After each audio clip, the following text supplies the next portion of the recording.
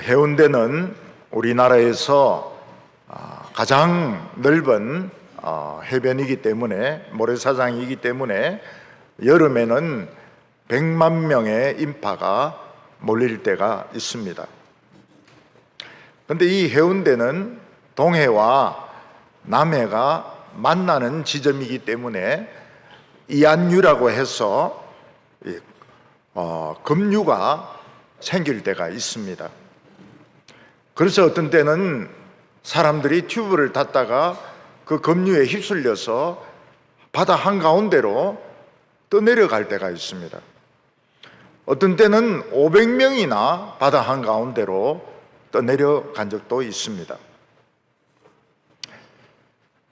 바다에서 누군가가 물에 빠지면 구조대가 수상스키를 타고 가서 건져내는데 숨을 못 쉬면은 빨리 심폐소생술을 해야 됩니다. 입을 벌리고 목구멍을 막고 있는 이물질이 있으면 그 이물질을 제거하고 마우스 투 마우스 입을 갖다 대서 불기도 해야 됩니다. 그렇게 하지 않고 병원으로 데려가면 죽습니다. 가는 동안에 숨을 못 쉬기 때문에 죽습니다. 어떤 집에서 아버지가 심근경색으로 쓰러졌는데 초등학교 5학년 학생이 학교에서 배운 심폐소생술을 가지고 아버지 가슴을 눌러가지고 아버지를 살린 적도 있습니다. 기도원 때 이스라엘 백성들은 숨을 못 쉬는 환자와 같았습니다. 그들의 목구멍을 가득 채우고 있는 이물질이 있어서 그들은 숨을 쉴 수가 없었습니다. 그래서 기도를 하지 못합니다. 바알과 아세라라는 우상이 목구멍을 막고 있어서 그들은 기도를 할 수가 없었습니다. 기도를 못한다고 하는 것은 죽어가고 있는 것입니다. 오늘 하나님께서는 첫 번째로 기도원에게 사명을 주셨는데 그 사명이 무엇인가 하면 이 이물질을 제거해서 숨을 쉴 수 있도록 하라는 것입니다. 기도원은 아주 소극적이고 내성적인 사람이어서 남들이 보는 앞에서 밀을 타작하지 못하고 포도 즙틀에 구덩이 안에서 몰래 밀을 타작하고 있었습니다. 그때 하나님께서는 기도원을 찾아오셔서 큰 용사여 하나님이 너와 함께 하시도다 이렇게 말씀하셨습니다. 기도원은 아주 내성적인 사람이고 집안도 약하고 본인도 힘이 없는데 왜 하나님은 큰 용사라고 불렀을까요? 기도원은 성경을 믿는 사람이었기 때문입니다. 오늘도 마찬가지입니다. 성경을 믿는 사람은 큰 용사입니다. 성경을 안 믿는 사람은 아무리 근육이 많고 힘이 세어도 그 사람은 큰 용사가 되지 못합니다. 어떤 자매는 우리 교회에서 막 부흥이 일어나서 암 환자도 낫고 또 다른 병 환자들도 치료되고 이러니까 깜짝 놀라면서 지금 그런 일이 일어나느냐 이렇게 질문을 했습니다. 그래서 일어난다고 이야기를 했습니다. 부흥이 일어날 때는 암이라든지 불치의 병들이 치료된다고 말을 했습니다. 어떤 할아버지는 담배를 너무 많이 피워가지고 후두암에 걸렸습니다. 그래서 병원에서는 숨을 쉴 수 있도록 목구멍에 구멍을 뚫어가지고 일로 숨을 쉬게 했습니다. 이분은 얼마나 담배를 피우고 싶었던지 담배를 이 목구멍에 여기 끼워가지고 피웠습니다. 그 정도로 이 참 담배를 좋아하는 사람들은 담배를 끊기가 어려운 것 같습니다. 하나님께서 기드온에게 주신 첫 번째 임무는 이스라엘 백성들을 모아서 군사훈련을 하는 것도 아니고 또 미디안 사람들의 약점을 찾아서 공격하는 것도 아니었습니다. 하나님이 기드온에게 첫 번째로 주신 임무는 기드온 아버지 집에 있는 바알의 당을 부수고 아세라 상을 부수라는 것이었습니다. 왜냐하면 바로 이 우상이 호흡을 막는 이 이물질이었기 때문입니다. 기드온은 이 우상을 낮에 부술 자신이 없었습니다.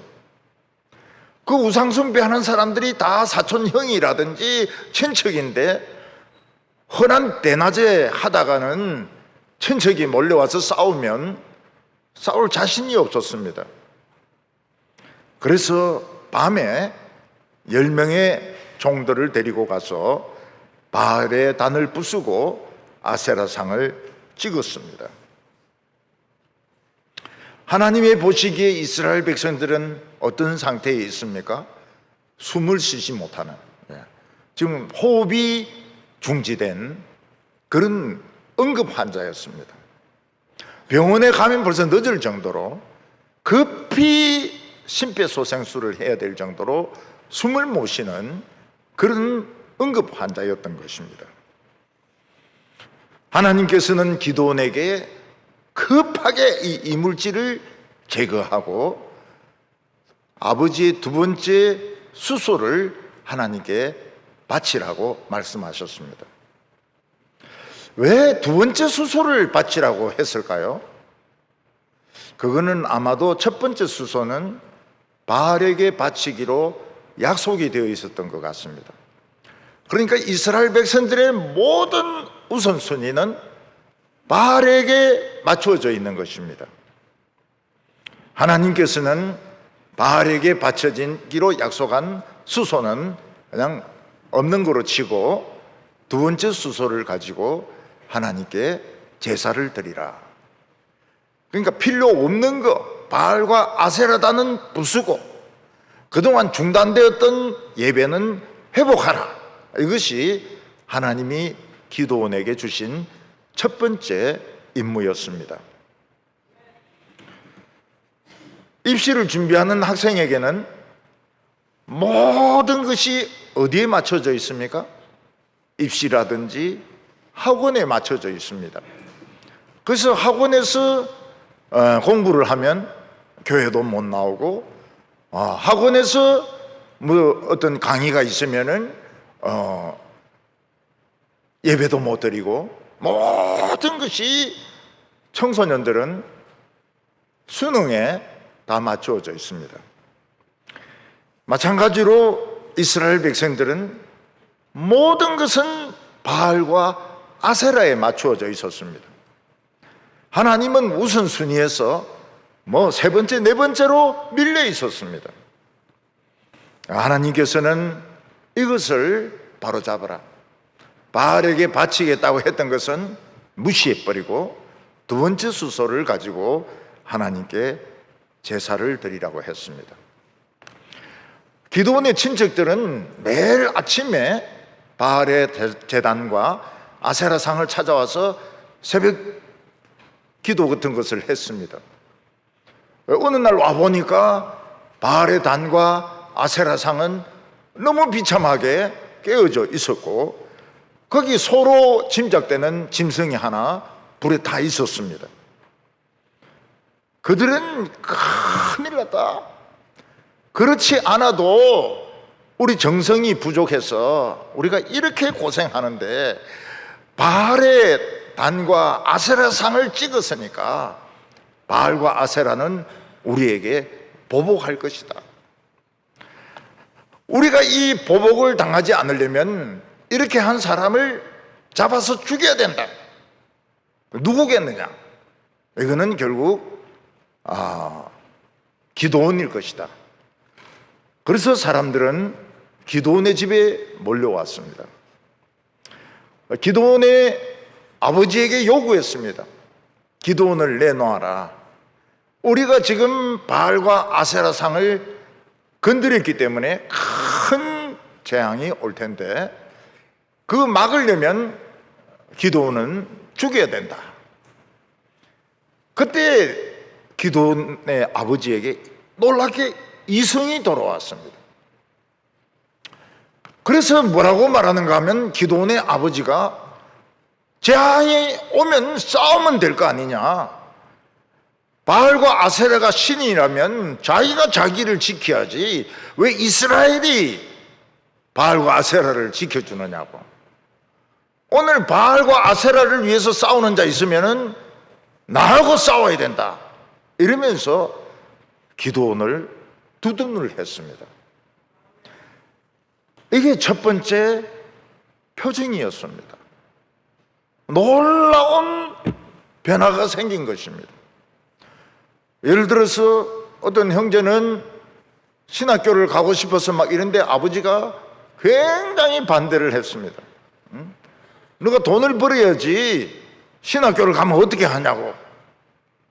근데 어느 날 아버지가 뭐라고 말하는가 하면 첫 번째 등록금은 내줄 테니까 신학교를 가라고. 이러는 것은 아버지가 갑자기 변한 겁니다. 하나님의 역사죠. 단기 선교 못 가게 만들고 어디 처녀가 남학생들하고 어울려서 외국에 가느냐, 어디 수리내를 가느냐 막 그러시다가 잘 갔다 오너라, 차비는 대줄게, 이러는 것은 하나님의 정표입니다. 하나님이 나와 함께 하시고 하나님이 내 일을 축복하신다는 증거가 되는 것입니다. 오늘 두 번째로 기드온에게는 바알과 싸우는 자라는 별명이 생기게 되었습니다. 사람들은 바알과 아세라단을 건드린 자는 죽는다, 이런 미신을 가지고 있었습니다. 그런데 기드온은 안 죽었습니다. 그때 이스라엘 백성들이 깨달은 것이 뭔가 하면 바알과 아세라는 아무것도 아니다. 그래서 바알과 아세라를 부수는 사람들이 막 생기기 시작했습니다. 그 사람들도 안 죽었습니다. 그래서 사람들은 기드온을 뭐라고 불렀는가 하면 여룻바알이라고 불렀는데 바알과 싸우는 자다, 이런 뜻입니다. 이스라엘에는 바알과 싸울 수 있는 용사가 있다, 이런 뜻입니다. 옛날에는 동네 어귀에 보면 성황당이라 해가지고 돌이 이렇게 쌓여 있는 곳이 있었습니다. 사람들은 거기를 지나가면서 돌을 하나씩 던지면서 자기의 소원을 빌었습니다. 전라도 어떤 교회에 가니까 종탑이 있는데 종탑이 돌로 쌓은데 너무 못생긴 종탑이었습니다. 그래서 제가 그 목사님인데 물어봤습니다. 종탑을 왜 이렇게 못생긴 돌로 쌓았느냐고. 이렇게 물어보니까 그 목사님이 역사가 있다고 했습니다. 그 동네는 원래 기독교인이 없었는데 어떤 사람이 와가지고 열심히 전도해서 100% 크리스찬이 됐다는 겁니다. 그래서 그 동네 사람들이 의논하기를 우리 저 앞에 있는 성황당을 저 어떻게 할 것이냐, 저걸 제대로 둘 것이냐, 없애버릴 것이냐. 의논을 하니까 동네 사람들이 우리 저 성황당을 가지고 교회 종탑을 만들자, 이렇게 돼가지고 동네 사람들이 그 돌들을 다 교회로 가져와 가지고 종탑을 만들었다는 것입니다. 그러니까 이 성황당에 썼던 돌을 옮겼기 때문에 이 모양은 형편없지만은 놀라운 일이었습니다. 이제 그 동네는 미신이 없습니다. 조상에게 절하는 사람도 없고 고사도 없고 동네 사람들은 다 기독교인들이었습니다. 아주 놀라운 승리의 표시가 그 교회 종탑이었습니다. 그렇지만은 기드온의 부흥은 이스라엘에 큰 위기를 가져왔습니다. 이스라엘 백성들 안에서 바알과 아세라를 부순다는 소문이 나니까 그렇지 않아도 이스라엘을 학대하던 미디안이 대대적인 군대를 모아가지고 15만 5천 명이라는 군대를 모아가지고 아예 이스라엘 백성들을 씨를 말리려고 몰려왔습니다. 이게 바로 하나님의 백성들이 겪는 어려움입니다. 우리가 세상과 타협하고 마귀에게 복종하고 살면 그냥 살 수 있습니다.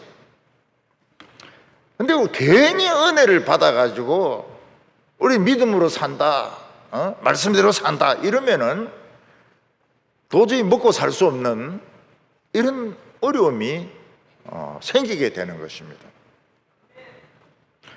이스라엘 백성들이 애굽에서 바로가 시키는 대로 그냥 노예로서 살면은 삽니다. 충분히 살 수 있습니다.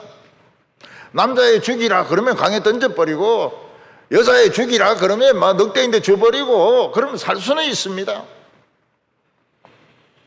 그런데 모세가 괜히 하나님을 만나가지고 지팡이 하나 들고 와가지고 하나님이 젖과 꿀이 흐르는 땅으로 가라고 했다 이러면서 이스라엘 백성들을 데리고 나왔는데 앞에는 홍해가 있고 뒤에는 애굽의 그 병거가 막 몰려오면서 전부 다 죽을 수밖에 없는 이런 일이 일어나게 된 것입니다. 우리는 도저히 살 수 없는 이런 상황에 처했을 때 겁을 낼 필요가 없습니다. 할 수 없는데 하나님이 하라고 할 때는 기적이 준비되어 있습니다. 그래서 겁을 낼 필요가 없어요. 도저히 살 수 없는데 살아라. 도저히 길이 없는데 가라. 이럴 때는 항상 하나님은 기적을 준비해 놓고 있습니다.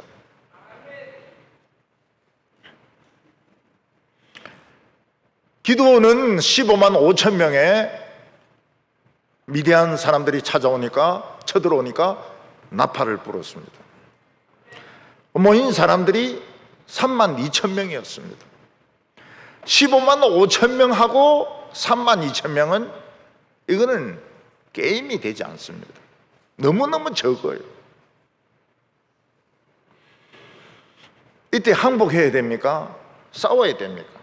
15만 5천 명을 상대로 해서 3만 2천 명을 가지고 싸워야 됩니까? 항복해야 됩니까? 이것과 비슷한 것이 중일 전쟁 때 일본 사람들이 난징을 정복한 것입니다. 일본 사람들이 얼마나 잔인했는가 하면 난징, 남경을 함락을 시키면서 여자란 여자는 전부 강간하고 죽였습니다. 남자들은 전부 목을 칼로 쳐서 죽였습니다. 최소한 20만 명을 죽였는데 실제로는 30만 명이 넘는다고 그래요. 얼마나 잔인하게 이 남경 사람들을 죽였는지 모릅니다. 이스라엘 백성들은 망했습니다.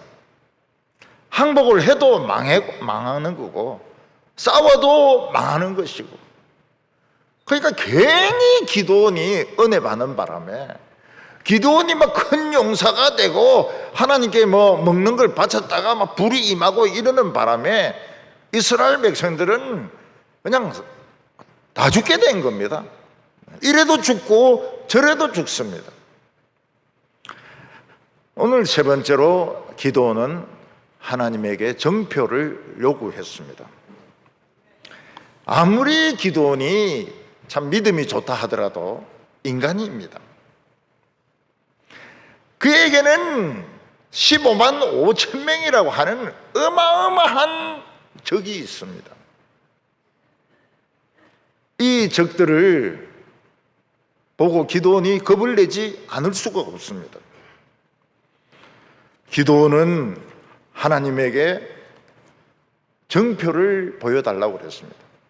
하나님이 나와 함께 하시고 나를 버리지 않는 정표를 보여주십시오. 기드온은 마치 뭐가 같은가 하면 자폐증에 걸린 어린아이와 같았습니다. 자폐증에 걸리면 소리가 안 들립니다. 감각이 없습니다. 자기 안에 그냥 갇혀가지고 막 시커먼 구덩이만 보이기 때문에 막 소리를 지르든지 아니면 칼을 들고 엄마를 찔러 죽인다고 막 덤벼들든지, 자폐증은 이게 소통이 안 돼요. 아무리 애 이름을 부르고 엄마다 엄마다 해도 애가 한번 이 정세가 나타나면 아무 소리도 안 들립니다. 지금 기드온은 15만 5천 명을 보고 자폐증 환자가 되어버렸어요.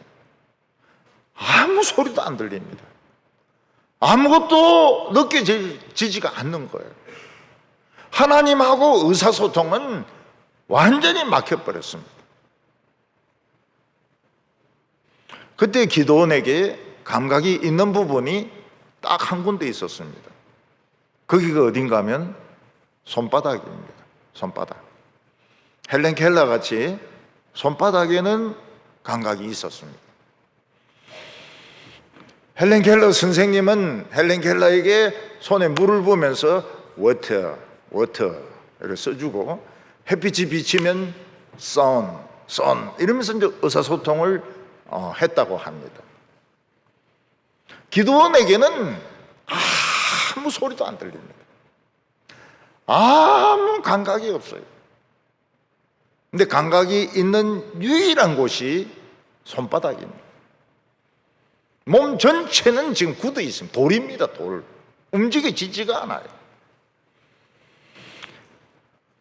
기드온은 하나님께 기도를 드립니다. 하나님, 저는 돌입니다. 저는 완전히 굳어 있어서 감각이 없습니다. 하나님이 말씀하셔도 아무리 귀에 대놓고 소리 질러도 저는 들리지 않습니다.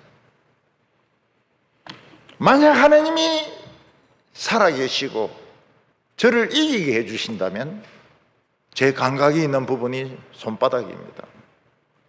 제가 쥐고 있는 이 양털 뭉치에 이슬이 내리게 해주십시오.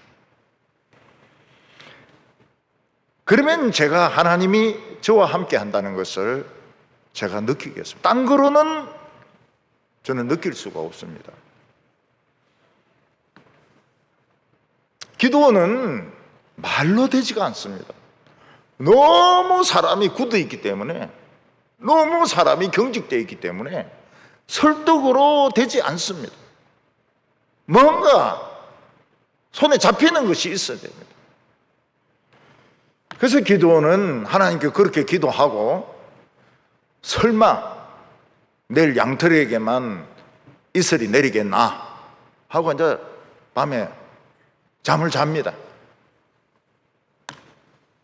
하나님이 얼마나 바쁘신 분입니까?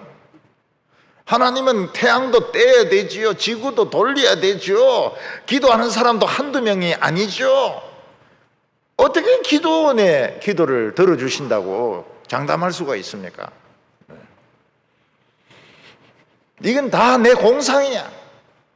그냥 내 혼자 다 지어낸 거라고. 그리고 그 다음날 아침에 타작마당에 나가봤습니다. 그러니까 놀랍게도 다른 데는 이슬이 하나도 안 내렸는데 양털에만 이슬이 잔뜩 내린 겁니다. 기드온이 손으로 양털을 짜니까 어떻습니까? 물이 얼마나 많은지 양푼위에 이슬이 꽉 찰 정도로 이슬이 많이 내렸습니다. 기도는 이 손바닥으로 하나님을 느낍니다. 아, 오늘 하나님은 찹찹한 분이시구나. 응? 이 찹찹한 이 이슬이 하나님이시구나. 아, 이러면서 손바닥으로 하나님을 느낍니다. 근데 기도는 하나님같이 바쁘신 분이 자기 기도를 들어주신다는 것이 믿어지지 않았습니다. 하나님이 얼마나 바쁜 분이셔? 응? 하나님이 내 같은 그 기도 들어주실 리가 없다고. 그러면서 의심이 듭니다. 혹시 우연이 아닐까? 우연히 어떻게 하다가 이슬에만, 이 양털에게만 이슬이 내리고 다른 데는 다 말라버리면 어떻게 하나? 내만 속는 거 아닐까? 어? 우연이지 않을까? 아, 그럴 가능성이 있죠. 예. 그럴 가능성이 있습니다.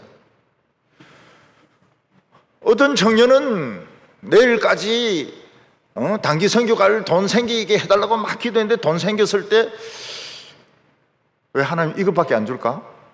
아, 이러면서 한 50만 원 더 주면 좀 어때요? 우연이 아닐까? 아, 이런 의심이 드는 겁니다. 기도원도 그 의심이 들어요. 여기만 혹시 누가 밤에 와서 물을 쏟고 갈 수도 있고, 그런데 내가 이게 기도 응답이라고 혼자 미쳐가지고 싸우는 거 아닐까? 그래서 기도원이 하나님께 또 기도합니다. 하나님은 찹찹하신 분이시군요. 제 손으로 하나님을 느낄 수 있습니다. 하나님이 지금 느껴집니다. 그렇지만은 우연일지도 모르지 않습니까? 하나님, 누가 여기에 물 쏟고 갔을지도 모르지 않습니까? 우연의 일치일지도 모릅니다. 하나님, 저는 아직 믿음이 없습니다. 한 번만 더 하나님 수고해 주십시오.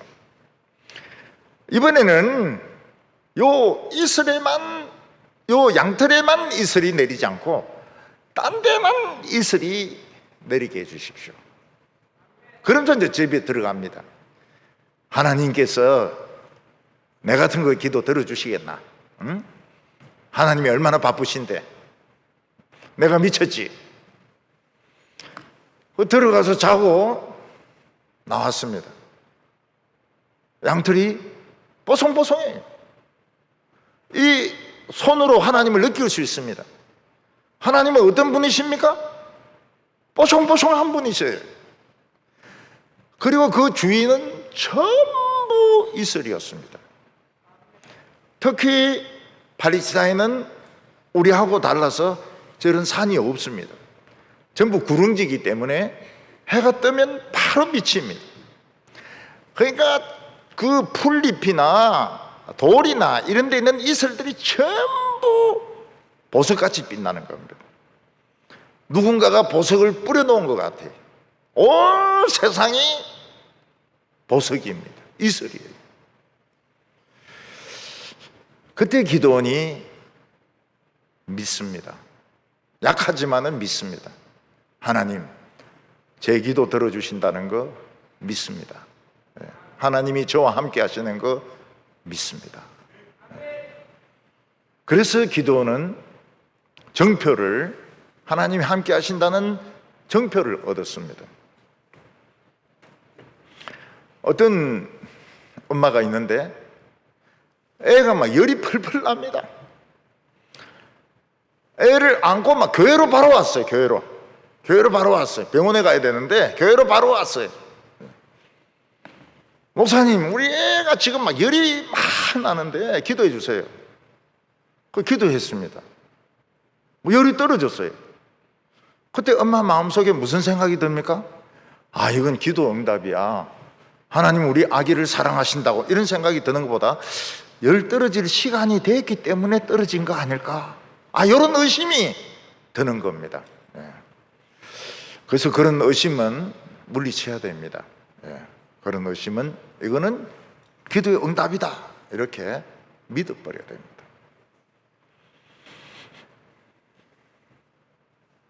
우리가 이런 식으로 하나님을 시험하는 건 옳을까요? 하나님 정말 저와 함께 하신다면 이번에 수능에서 영어 만점 맞게 하시고 수학 만점 맞게 하시고 전국에서 1등은 요구 안 합니다. 2등이 되게 해 주십시오. 그때 하나님은 어떻게 응답하시겠습니까? 뒤통수를 한 대 때립니다. 이 욕심 많은 놈아, 무슨 기도를 그렇게 하냐고. 우리에게는 불가능한 일들이 있습니다. 그런데 믿음이 부족해요. 그때 하나님이 함께 하신다는 표정을 보여주십시오. 보여주십니다. 아주 잘 보여주세요. 이건 하나님을 시험하는 게 아닙니다.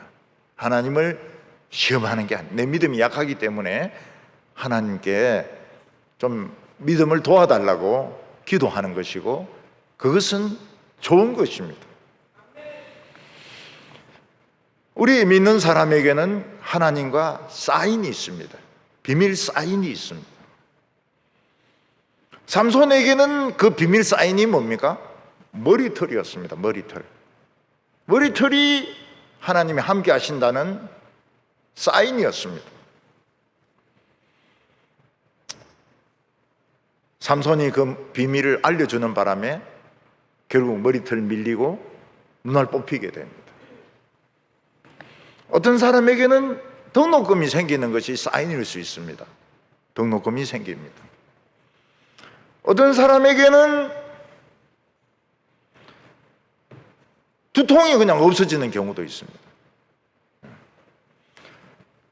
제일 좋은 사인이 뭘까요? 돈 생기는 겁니다. 돈 없다가 돈 생겼을 때 확실한 사인이죠. 오 주여 이 사인을 매일매일 보여주시기 바랍니다. 매일매일은 안 돼. 그런데 한 번씩 하나님은 꼭 필요한 만큼 돈을 주실 때가 있습니다.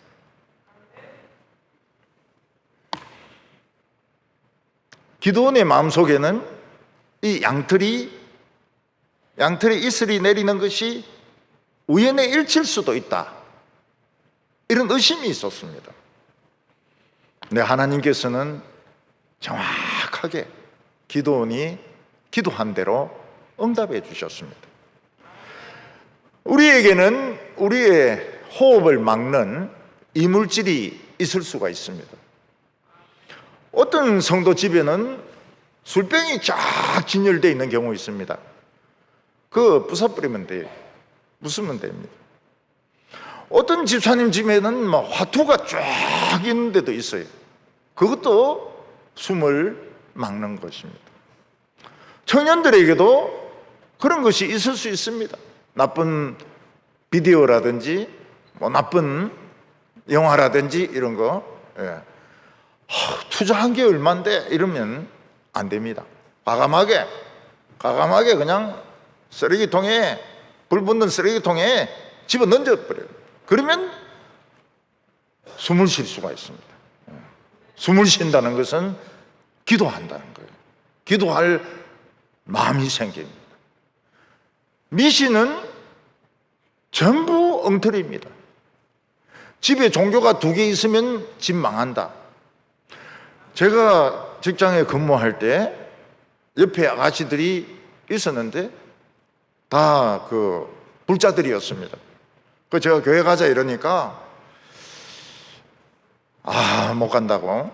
못 간다고. 집에 종교가 2개 있으면, 자기 집은 불교인데 자기 교회 가면 이 예수님하고 부처님하고 싸워가지고 집이 망한다고.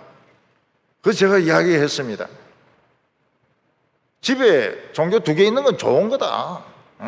예수님이 복 안 주면 부처님이 복을 주실 것이고, 부처님이 복 안 주시면 예수님이 복을 주실 것이 좋은 거다. 근데 특히 예수님은 힘이 굉장히 세다.